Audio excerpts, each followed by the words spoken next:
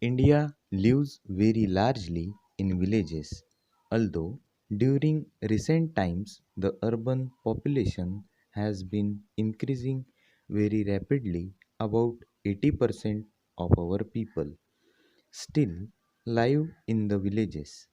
Anything done to bring about an all round improvement of the villages and those who inhabit them should not only be welcomed but given all possible encouragement by the state and the people at large.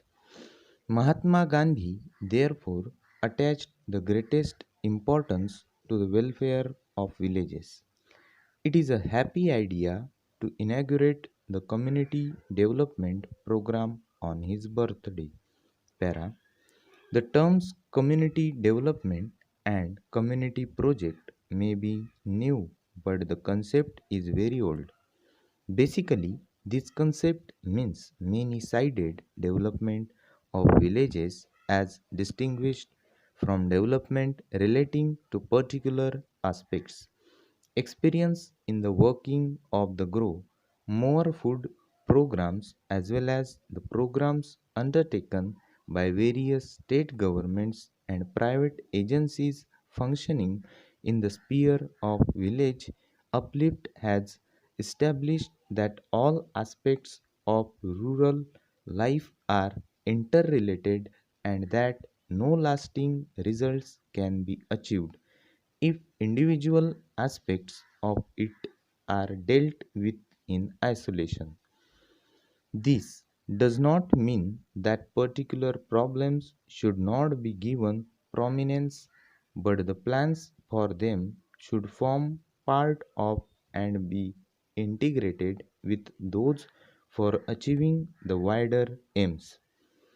This can be achieved only if the energies of the administrative machinery of the states and the best unofficial leadership and enthusiasm of the masses are all enlisted in its favor and concerted action is taken for the all round improvement of agriculture, education, health, sanitation, welfare of cattle, provision of employment, etc.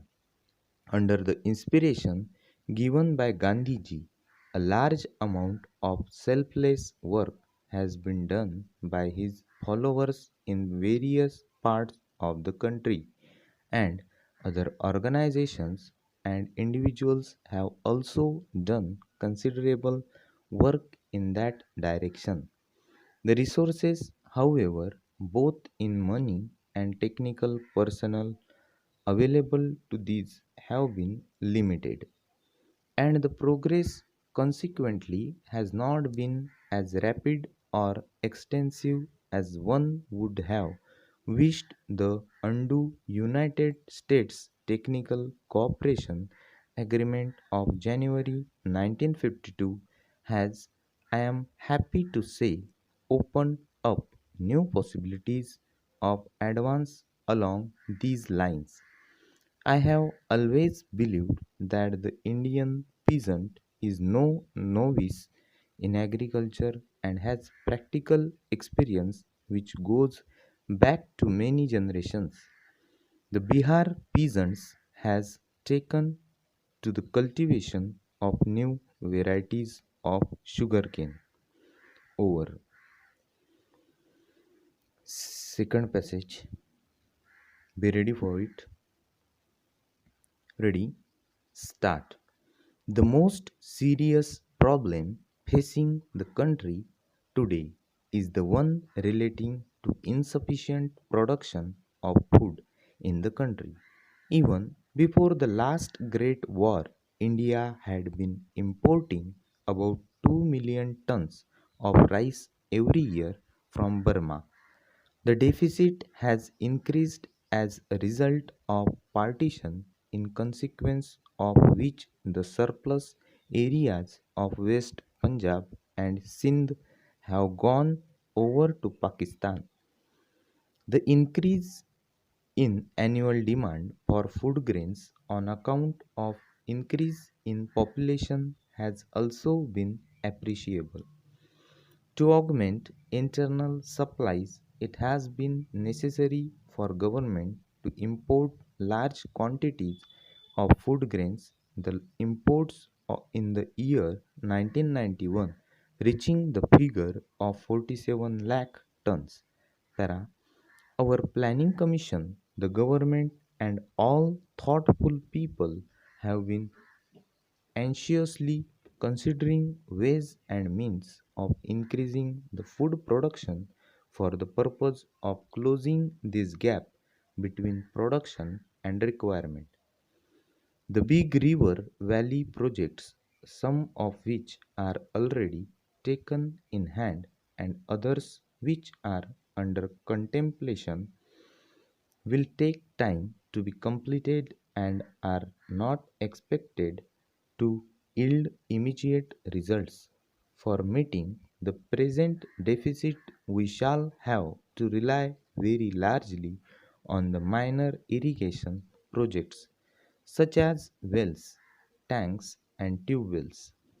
Water available from small rivers, rivulets, and channels can also be utilized. I am convinced there is a great deal of scope for these small projects, and I have no doubt that if these are satisfactorily handled, we shall be able to close the existing gap in our food supply. I am therefore happy to notice that in a community project area covering approximately 300 villages and 1,50,000 acres of cultivable land, nearly a third of the expenditure will be on minor irrigation works.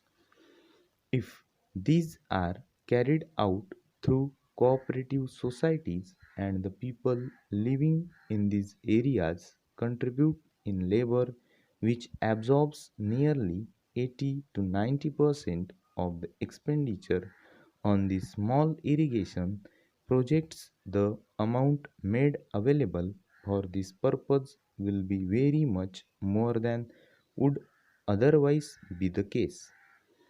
I am hoping that this voluntary labor will be coming forth in an abundant measure to make these projects not only successful but also more extensive than if they were to be carried out only with the help of the money made available.